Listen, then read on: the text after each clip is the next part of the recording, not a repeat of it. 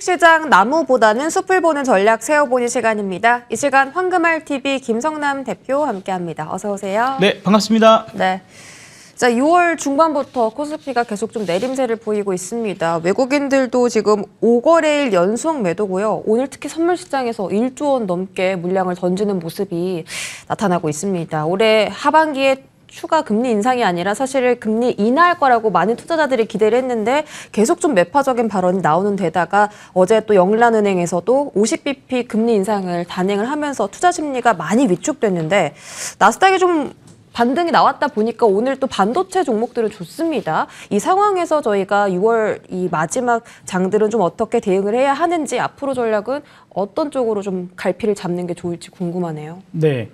일단 제가 지금 6월 달에 들어와서 여러분들한테 많이 강조드리는 요인 중에 이제 한 가지가 그런 부분들이죠. 경제적 요인, 정치적 요인, 그리고 기술 발달. 이 부분에서 오늘도 여실히 보여준다라고 하면은 역시 이제 정치적 요인, 경제적 요인 요 부분들에 의한 상승 모멘텀을 갖고 가기에는 조금 어렵다라고 봐야 되고 되려 이제 또 허를 찌르는 그죠? 뭐 0.25 정도 올릴 거라고 예상했는데 빅스텝을 강행했다 보니까 아무래도 허를 찌르는 듯한 그런 분위기입니다. 그런 분위기에서 이제 오늘 밤에 이제 미국 시장의 반응을 좀 봐야지 좀 더 정확한 흐름이 나올 것 같아요. 미국 시장에서도 갑자기 0.25 올릴 줄 알았는데 0.5를 올렸네. 그래서 그런 부분들이 있긴 하지만 기술 발전이나 이런 부분들에 있어서의 흐름들이 지금 시장을 좌우하고 있는 게 더 크다라고 봐야 될 부분이기 때문에 현재 그 포인트를 좀 보는 게 좋을 것 같고 우리나라는 어쨌든 시장을 이끌어가는 나라는 좀 아니지 않습니까? 지수적인 부분들에서. 그래서 결국에 미국 중심을 좀 보는 게 좋겠다. 영국이 사실 상황이 매우 안 좋아요. 사실 우리가 서프라임 사태 이후에 돈을 풀고 그다음에 이걸 수습하는 과정이 어느 정도 마무리가 된 다음에 미국에서 그 위기감이 유럽으로 넘어갔었거든요. 기억나시죠? 그래서 피그스 국가들, 남유럽 국가들의 재정 위기 이런 부분들이 나타나서 상당히 시장을 괴롭혔던 그리고 상당히 긴 시간 동안 횡보를 하게 만들었던 그런 이슈들이 있었었죠. 그런 만큼 지금도 어찌 보면 뭐 미국의 금리 인상 이런 쭉 이슈들이 유럽으로 지금 넘어가서 오히려 미국의 은행 후폭풍 이런 부분들보다는 오히려 유럽의 뭐 은행이나 이런 부분들에 더 사고가 터질 가능성이 높아지다 보니까 약한 고리 것들이 먼저 좀 흔들림이 많이 나오고 그러면 그렇다 하더라도 시장은 늘 돈을 집어넣고 거기서 수익을 만들어내게끔 되어 있거든요. 그럼 무엇을 갈 것인가? 결국에 미국도 물가는 어쨌든 내려가고 그런 부분들에서 미국이 지금 파월이 그렇게 얘기를 했지 않습니까? 최종 금리에 거의 가까이 갔는데 약간 올릴 수도 있어 라는 정도. 항상 신뢰도가 상당히 많이 떨어져 있는 그런 상태이기 때문에 그건 두고 봐야 된다. 이렇게 좀 보고 방금 우리 앵커님께서 말씀하셨던 것처럼 지금 시장은 금리 인하하지 않을까 그런 기대를 하고 있었는데 일단 한 번은 이거 조금 어렵나? 라는 생각을 하게 된 것 같아요. 그래서 지금 유럽이 특히 영국이 브렉시트 괜히 해가지고 지금 오해를 많이 한다고 하죠. 네. 노동력이 너무 부족해졌어요. 그러다 보니까 일자리에 채워지지 못하는 부분이 임금 인상을 불러오고 그 임금 인상은 또 물가 상승을 일으키고 계속해서 그런 악순환이 지속되고 있어요. 지금 시장에서 여러분들께 꼭 한번 말씀드리고 싶은 것 중에 하나는 계속 똑같은 시황에서 똑같은 이슈 가지고 어제는 악재였다가 오늘은 호재였다가 내일은 또 다시 악재가 되는 그런 상황이 반복됩니다. 그러면 우리가 거기에 대해서 하루하루 일희일비의 어떤 흐름들로 내가 흔들려야 되냐? 그러지 말자 이거예요. 지속되는 변화는 매일 변화는 변수보다는 본질을 파악하는 게 중요하고 그 본질은 주로 어디 힌트가 나오냐면 돈입니다. 돈. 큰 돈의 흐름.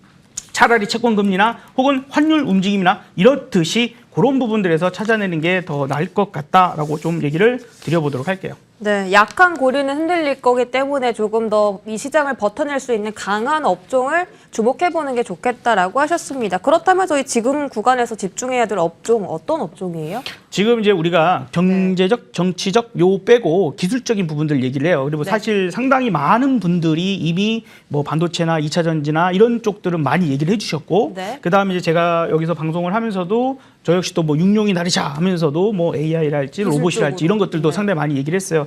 그래서 얘기를 하지 않은 그런 부분들에서 빅사이클이 한번 갈 수 있는 업종을 한번 말씀드리고 싶고 그 부분에서는 조선 업종을 상당히 좀 올드한 느낌이죠. 조선 이렇게 얘기를 하면 전통주잖아요. 네, 그렇게 생각해 볼 수가 있는데 이제 한편으로 이제 생각해 보면 이런 포인트를 좀 보면 좋을 것 같아요. 어떤 부분이냐면 우리가 대한민국이 전 세계 조선 1위를 거머쥐었다라고 뉴스 나온 게 2002년도입니다. 2002년도. 그래서 그때 상당히 강력하게 상승했다가 2003년도에 오히려 상당히 큰 조정을 받았고요. 그 이후에 이제 수주가 계속 이어지면서 세계 1위가 더욱더 공고해지면서 엄청난 상승을 보였었거든요.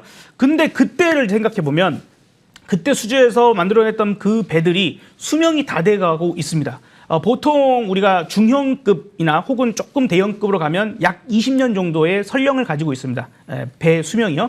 그리고 이제 대형, 초대형으로 가면은 약 30년까지 이제 사용을 많이 하는데 갑판에 막 구멍 뚫리고 사람 거기서 떨어져 갖고 사고도 나고 막 이랬다고 예전에 한번 뉴스 나왔었죠. 그만큼 그때 당시 2002년, 3년, 4년, 5년 이렇게 쭉 오면서 수주했었던 그 배들이 지금 설령을 다해서 폐선을 하고 다시 이제 수주를 받아야 되는 그런 상황들이 이제 첫 번째 사이클의 큰 흐름이 될 수 있어요. 보통 조선주들은 아마 여러분들이 차트를 한번 쭉 돌려보시면요. 최근 상반기에 주가가 좋고 하반기 별로 안 좋습니다. 상반기 좋고 하반기 안 좋은데 상반기에는 1년치의 수주 목표치를 채우기 위해서 상당히 공격적으로 수주를 많이 합니다. 그래서 수주 소식이 많이 들리기 때문에 상반기에 상당히 좋다가 어느 정도 90% 뭐 100% 가깝게 채워지면은 이제 선별을 해요. 목표치 어느 정도 채웠기 때문에 우리가 수주를 아무거나 받지 않고 가장 유리하게 부가가치가 높은 그런 배들로 혹은 선가를 높여서 그렇게 수주를 하게 돼서 하반기에는 수주 소식이 많이 없죠. 그래서 주가가 좀 지지부진할 수 있는데 그걸 뒤집어 볼 수 있는 그런 구간들이 바로 이런 빅사이클이 테크가 됐을 때 그렇게 항상 이렇게 왔다 갔다만 하는 게 아니라 이제 어느 정도 갔다가 사이클을 날아갈 수 있는 그 포인트, 그 부분에서 계속해서 큰 악재를 가지고 있었던 대우조선해양이죠. 이제 한화오션이 된 이 한화오션을 이제 하나의 품에 안겼기 때문에 그에 따른 시너지 효과. 뭐 이게 조선주 중에서도 한화오션 같은 경우는 이제 대우조선해양이죠. 그 방산 쪽에도 상당히 강력합니다. 특히 잠수함 쪽에 상당한 특화된 기술이 있기 때문에 이 기업이 외국 기업에 넘어간다거나 이런 일은 거의 있을 수가 없어요.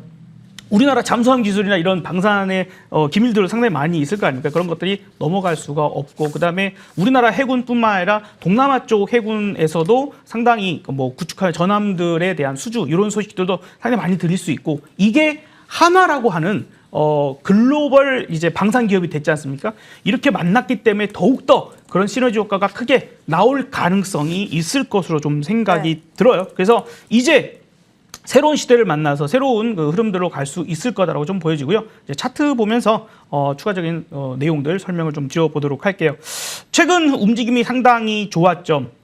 그리고 앞서서 많이 올라왔습니다. 근데 앞서서 말씀드렸던 것처럼 보통 상반기에 오르고 하반기에 빠지고, 작년도 상반기에만 조금 오르고 하반기에 많이 빠졌어요. 올해도 상반기까지, 아직까지는 뭐 상반기니까 상반기에 오르고, 그러면 지금까지 얘기했던 걸 보면 하반기에 쭉 빠지는 거 아니야? 라고 생각하실 수도 있을 건데, 그동안 상당히 많이 괴롭혔던 것들이 있죠. 이제 어디로 인수되는가 그런 문제가 해결되지 않았었기 때문에 그런 악재들이 있었건데, 이제 돌파하고 갈 수 있는 여력이 있다고 생각됩니다.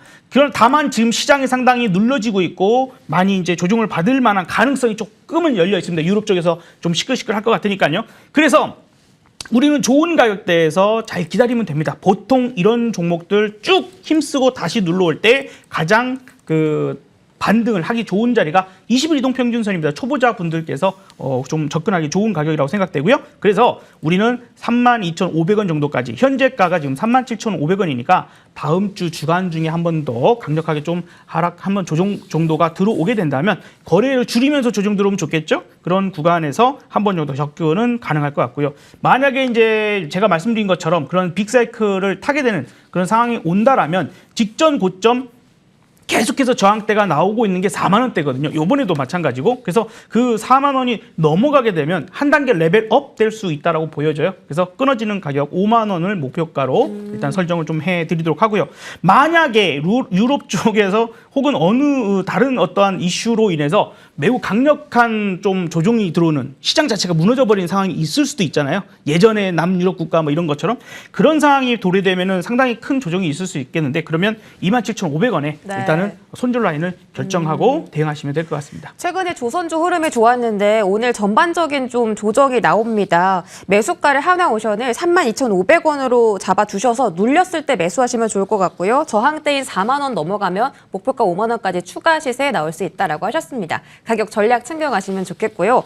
자, 아쉽지만 김성남 대표 오늘 이 시간이 좀 마지막이라고 들었습니다. 다음에 또 다시 나와주실 거죠? 한마디 해주세요. 네, 알겠습니다. 네. 다음에 또 좋은 코너로 여러분들께 또 큰 그림 그려드릴 수 있도록 하겠고요. 그동안 관심 가져주셔서 감사합니다. 네, 앞으로도 우리 김성남 대표의 행보를 기대하도록 하겠습니다. 여기까지 인사드릴게요. 고맙습니다. 네, 감사합니다.